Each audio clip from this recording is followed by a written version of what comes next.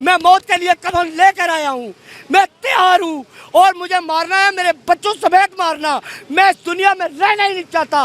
तुम गंदे तरीन लोग हो, तुम मुसलमान होने के लायक ही नहीं हो। क्यों? वो मुसलमान हो नहीं सकता जो रोजे मैशर पर यकीन नहीं रखता, और जो रोजे मैशर पर यकीन रखता है वो जुल्म कर नहीं सकता। अगर निकलना है तो आम पब्लिक बंद करना, निकलना आर्मी बनकर निकला, आर्मी, और इनको थका के मारना। जो करते हैं यार, गुर्बत से तो मार ही रहे हो, गोली से मार तो आसानी से मौत आएगी। क्या है इस दुनिया में हमारा, क्या है इस पाकिस्तान में हमारा जो हम जिएंगे? किस लिए जिए? सारी जिंदगी 42 साल काम करते होगे, 42 साल काम करते होगे, अपने लिए एक मरला जमीन नहीं खरीद सका। क्या जी कर करूंगा मैं? और मुझे डराते हैं वो राणा तैशुल्ला, राणा सनाउल्ला, वो कहता है धूनी देंगे, ये देंगे, वो देंगे। अरे ये वजारत छोड़ के आओ, मेरा मुकाबला करके दिखा दो मुझे। तुम धूनी दोगे और तुम्हारे जैसे बड़े बड़े आए और दे लेना धूनी। अगर रियासत के सारे अदारे तुम्हारी तरह मुनाफिक हुए तो मैं मरने के लिए तैयार हूं। अगर कोई मेरा हुआ तो मेरे साथ खड़ा होगा। यही बात थी ना जिस पर उसको इन्होंने सजा दी थी, क्या उसका नाम है, शहबाज गिल।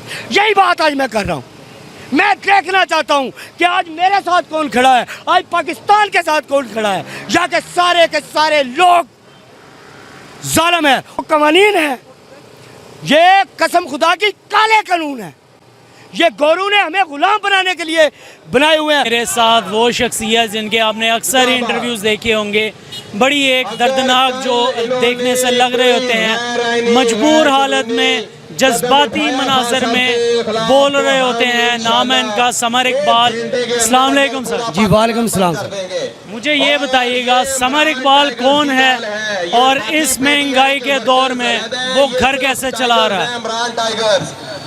भाई पाकिस्तान इस महंगाई का हाल ना पूछे, इसलिए इस महंगाई के दौर में मैं ये इस तरह घर चला रहा हूँ कि कभी उससे पैसे पकड़ लिए मजदूरी करने के बावजूद, कभी उससे पैसे पकड़ लिए, ठीक है, तो यहाँ लोगों को गुस्सा आ जाता है। पता नहीं कितनी बार अगर मैं किसी पर कानूनी ईमान ना होता मेरे अंदर, अगर मैं दीन को ना समझता होता तो पता नहीं बच्चों को लेकर खुदकुशी कर चुका होता। ठीक है, पहली चीज दिन रात काम करता हूँ, 16 घंटे ड्यूटी देता हूँ, उसके बावजूद घर का बजट नहीं पूरा होता। काम क्या करते हैं आप? मैं अड्डा वर्क करता हूँ, सलमे सितारे का काम करता हूँ, ठीक है। 800 रुपया हमारी दिहाड़ी है, वो डबल दिहाड़ी लगाओ तो 1600 रुपया बनती है, और वो भी टाइम पे नहीं मिलती।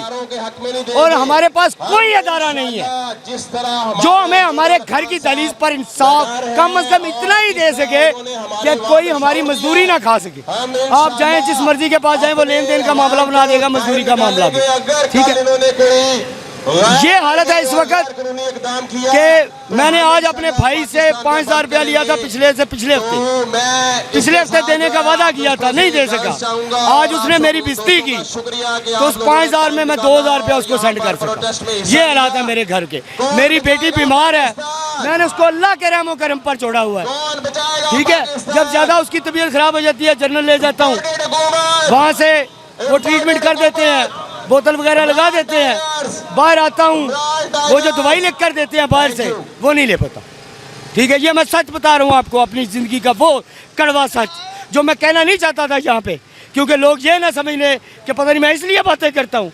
ये मैं आपको वो तकलीफ, वो दर्द बता रहा हूँ जिस दर्द की वजह से आज मेरी आवाज़ इतनी बुलंद है, क्योंकि मैंने फैसला कर लिया है कि मैंने लड़ना है, मैंने इनके साथ टकरा के मरना है। मैंने खुदकशी नहीं करनी चाहिए, जितना मर्जी मुझे मजबूर कर ले। और अब मैं आपको अपना माजी बताता हूँ। जब मैं पैदा हुआ, जब मैंने होश संभाला, मैं कौन था, मैं क्या था, मेरे अंदर क्या जज्बात थे। मैं अपनी कब्र चाहता था इलामा इकबाल के पहलू में, मैं आगे बढ़ना चाहता था, मैं अपने वतन के लिए बहुत कुछ करना चाहता था, मैं एक लीडर बनना चाहता था, मैं अपनी कौम के मामलात में संवारना चाहता था, लेकिन मैं लीडर तो नहीं बन सका। इन लोगों ने मुझे कुत्ता बना दिया। हमारा सिस्टम गला सड़ा सिस्टम।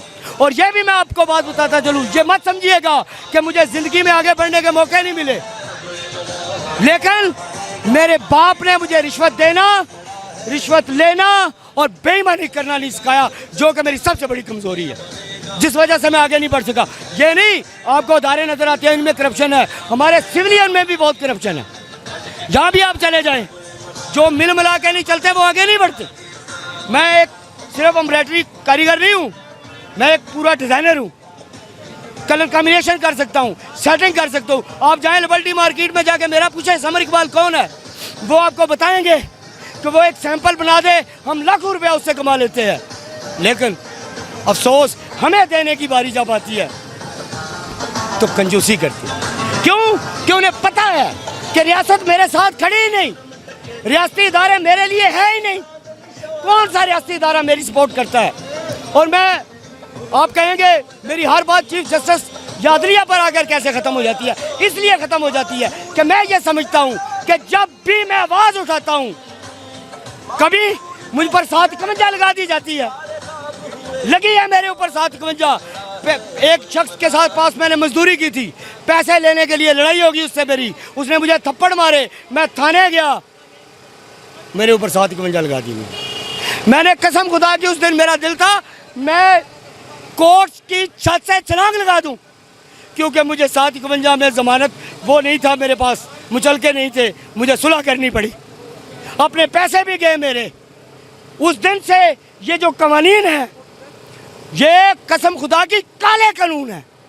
ये गोरू ने हमें गुलाम बनाने के लिए बनाए हुए हैं। जो आज इन कानूनों को लेकर चल रहे हैं ना, वो भी हमें गोरू का गुलाम बनाना चाहते हैं। सारे कानून 751, कार्य सरकार में मुदाखलत, तौहीन अदालत और इस जैसे जितने कानून हैं। आप मुझे बताएं, ये कार्य सरकार में मुदाखलत की बात कर लेता हूँ। एक पुलिस फोर्स आती है, किसी के घर पे धावा बोलती है, उसके घर में के अंदर घुस जाती है, वो निहत्ते हैं। क्या करेंगे वो कार्य सरकार में मुदाखलत? वो अगर एहतजाज करते हैं, तुम्हारी जुर्रत कैसे हुई मेरे घर में दाखिल होने की, ये कार्य सरकार में मुदाखलत हो जाती है। और फिर मैं अक्सर बात क्या करता हूँ, आप किसी वकील को के खिलाफ बात करें, सारे वकील आ जाएंगे, इकट्ठे हो जाएंगे। आप किसी जज के साथ के खिलाफ बात करें, सारे जज इकट्ठे हो जाएंगे। आप किसी पुलिस वाले, एक सिपाही के खिलाफ बात करें, एक एसपी, आईजी उसको बचाने आ जाएगा। और मुझे बचाने के लिए कोई है? कोई है जो मुझे बचाएगा? ये अदारे मेरे लिए हैं, कानून की मुझे जरूरत है, आइन की मुझे जरूरत है, इनकी सपोर्ट की मुझे जरूरत है। मैं कमजोर हूँ।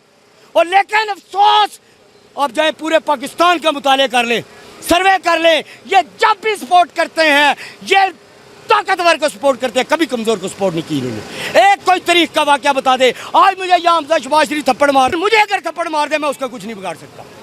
लानत है ऐसे इदारों पर, लगाओ मुझ पर तौहीन अदालतें, लगाओ कार्य सरकार में मुदाखलत, जो करना है करो। मैं मौत के लिए कफन लेकर आया हूँ, मैं तैयार हूँ। और मुझे मारना है, मेरे बच्चों समेत मारना, मैं इस दुनिया में रहना ही नहीं चाहता। तुम गंदे तरीन लोग हो, तुम मुसलमान होने के लायक ही नहीं हो। क्यों? वो मुसलमान हो नहीं सकता जो रोज़े महशर पर यकीन नहीं रखता, और जो रोज़े महशर पर यकीन रखता है वो जुल्म कर नहीं सकता। और ये लोग रोज़े महशर पर यकीन नहीं रखते, ये मुसलमान नहीं है इनके। और मैं ये जा रहा हूँ लॉन्ग मार्च पे, कसम पैदा करने वाले की, जो कुछ है मेरे पास उसका जोर लगाऊंगा। मैं तो अपने बच्चों को भी साथ लेकर जाना चाहता था, लेकिन अफसोस मेरे बच्चे बहुत छोटे हैं, मैं उनको साथ नहीं लेके जा सकता, इसलिए कि अगर मैं उनको संभालूंगा या कि इनका मुकाबला करूंगा, क्योंकि ये जालिम है, ये मारेंगे मुझे, ये जुल्म करेंगे। लेकिन अब हर पाकिस्तानी को एक फैसला करना होगा, इस लॉन्ग मार्च में या तो निकलो नहीं, अगर निकलना है तो आम पब्लिक बनकर ना निकलना, आर्मी बनकर निकलना, आर्मी, और इनको थका के मारना। जो करते हैं यार, गुर्बत से तो मार ही रहे हो, गोली से मार तो आसानी से मौत आएगी। क्या है इस दुनिया में हमारा, क्या है इस पाकिस्तान में हमारा जो हम जिएंगे? किस लिए जिए? सारी जिंदगी 42 साल काम करते होगे, 42 साल काम करते होगे, अपने लिए एक मरला जमीन नहीं खरीद सका, क्या जी कर करूंगा मैं? और मुझे डराते हैं वो राणा तैशुल्ला, राणा सनाउल्ला, वो कहता है धूनी देंगे, ये देंगे, वो देंगे। अरे ये वजारत छोड़ के आओ, मेरा मुकाबला करके दिखा दो मुझे। तुम धूनी दोगे और तुम्हारे जैसे बड़े बड़े आए और दे लेना धूनी। अगर रियासत के सारे अदारे तुम्हारी तरह मुनाफिक हुए तो मैं मरने के लिए तैयार हूँ, अगर कोई मेरा हुआ तो मेरे साथ खड़ा होगा। यही बात थी ना जिस पर उसको इन्होंने सजा दी थी, क्या उसका नाम है, शहबाज गिल। यही बात आज मैं कर रहा हूँ। मैं देखना चाहता हूँ कि आज मेरे साथ कौन खड़ा है, आज पाकिस्तान के साथ कौन खड़ा है, या कि सारे के सारे लोग जालिम है।